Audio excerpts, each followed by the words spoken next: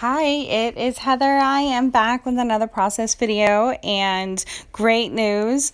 I was recently selected to be a part of the design team for Butterfly Reflections Inc. They are an online shop, and I am super excited to be a part of the team. I have not been a part of a design team before, so I am very excited and super proud. And this is my first design team post and process video. I do get a design team package each month, and it was included lots of the adorable Doodlebug Hello collection. So that is what I am using, and probably will be using pieces from the next 2 or 3 design posts. So I have a deadline each week to post a new project. So this one actually went up this past Tuesday, but just a little late getting the voiceover and the video posted. So I am starting out with a piece of white cardstock, and I added a layer of clear gesso, and I am going in with some of my Distress oxide inks, and I think the pink one that I'm going to use is just a regular Distress ink. Butterfly Reflections ink has a ton of papers and embellishments, stamps, dies, distress products, lots of mixed media products. They do not offer 12 by 12 papers, which I know for a scrapbooker is a necessity. Well, for me anyway, because I do 12 by 12 layouts. However, the amount of products and the pricing that they offer is amazing. So when you get a chance, definitely check it out. I will have the link to the shop down below in the description, and as well as a link to the blog post where I list all of the products that I used for this project. So because they don't offer any 12 by 12 papers, I do not have any larger pattern papers for this collection, but I do have the 6 by 6 paper pad, as well as a couple of the embellishment packs. I think one's called Chit Chat and the other's Odds and Ends. One of them has a lot of phrases and sentiments, and the other has a ton of flowers and cute little embellishments. And there were over 100 pieces in these packs, and it's so much to work with. I was a little overwhelmed because I was so excited about doing this project. And so what I decided to do was go with a grid layout. So I know that the background that you saw there where I applied the Distress inks, I started out with smushing it with some packaging and using my ink blending tool to go in and add some color directly to the paper without any water, just to add some depth and texture.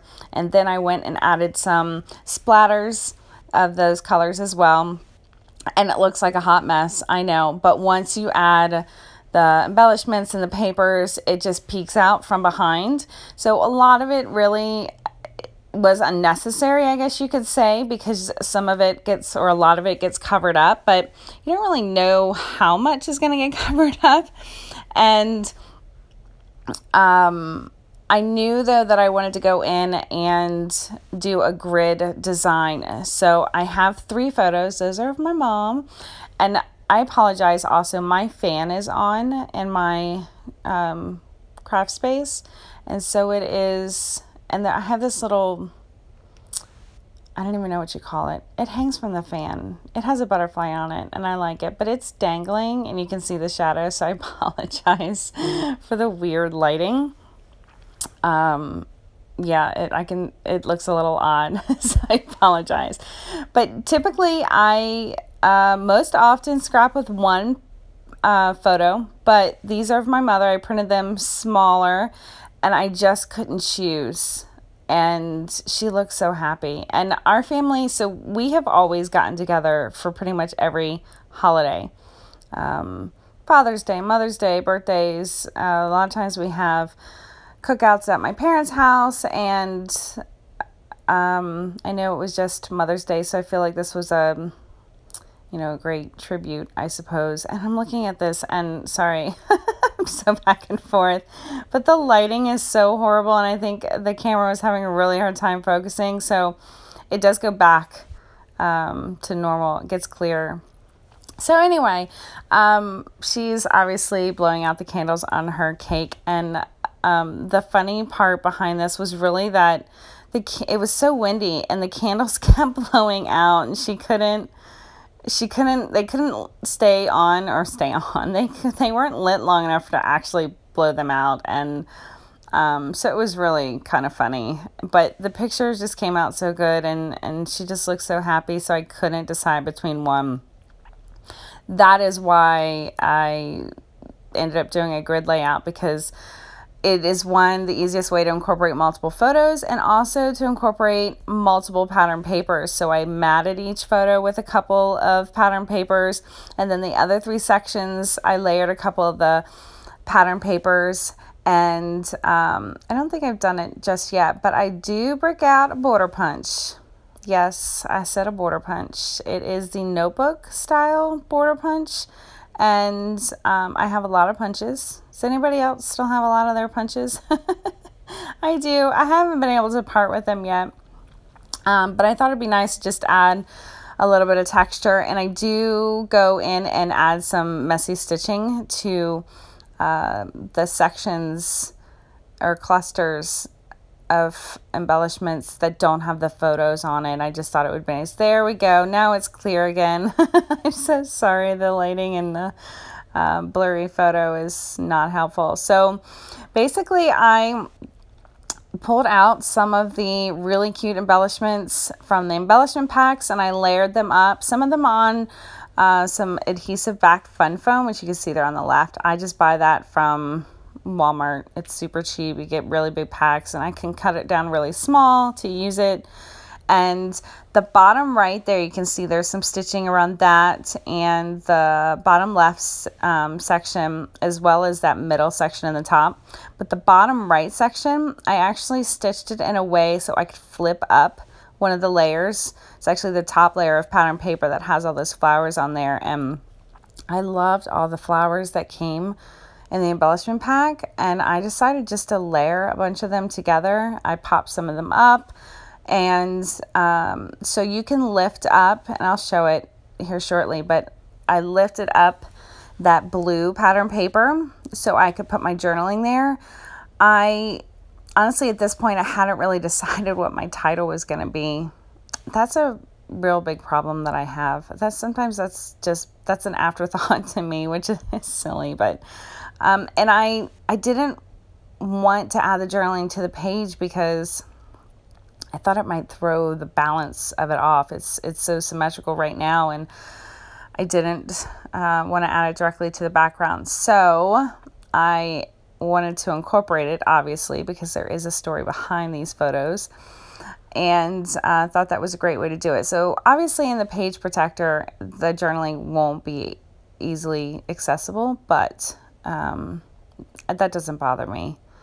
So I do go in and add some tangled thread just behind some of the embellishments, just to add a little bit of texture.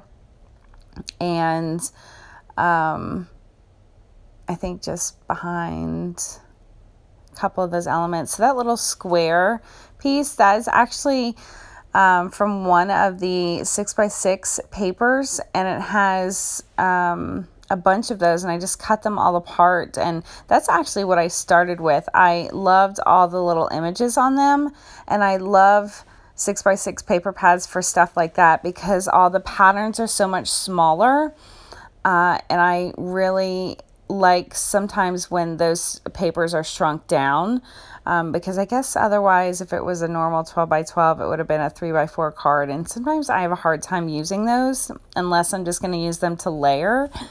But because it was in the 6x6 paper pad, it actually becomes more like an embellishment.